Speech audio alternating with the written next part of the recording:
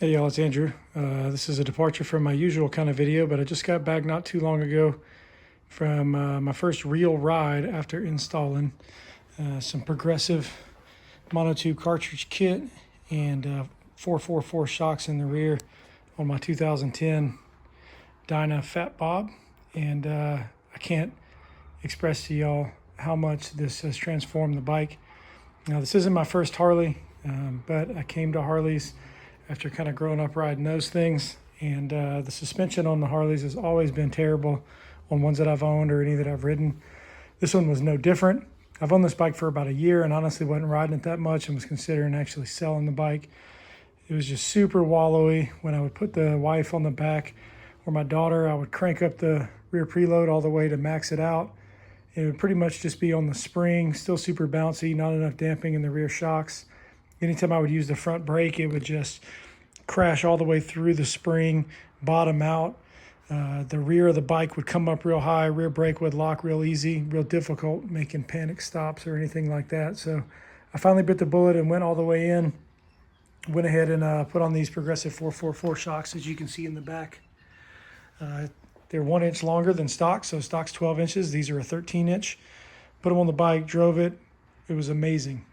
But the front end was still really bad, and in fact, it might have made the front a little bit worse. Next day, the rest of my stuff came in, and I installed this monotube kit. You can see all the parts of the fork that were discarded, pretty much everything except for one washer. This kit puts a monotube cartridge in this fork leg, and this side here has a spring. I followed their instructions pretty much to the T, and put 300 cc's of 10-weight fork oil in this fork leg just to lubricate parts. This one is filled with fork oil to 190 millimeters from the top. The spacer was cut to 174 millimeters per their recommendation. I've only dialed 1/2 turn of preload on this. These I've cranked down a little bit more to get the sag pretty close to what it calls for or recommends. I've got a little bit less sag in the front. And after going over some extremely bumpy roads today, man, it made a ton of difference. I mean, it's night and day, transformed the bike. Also lifting the rear made it turn even better. It doesn't lean over on the kickstand too much, I don't think. Could get a slightly longer kickstand, but I'm pretty happy with where it is right now.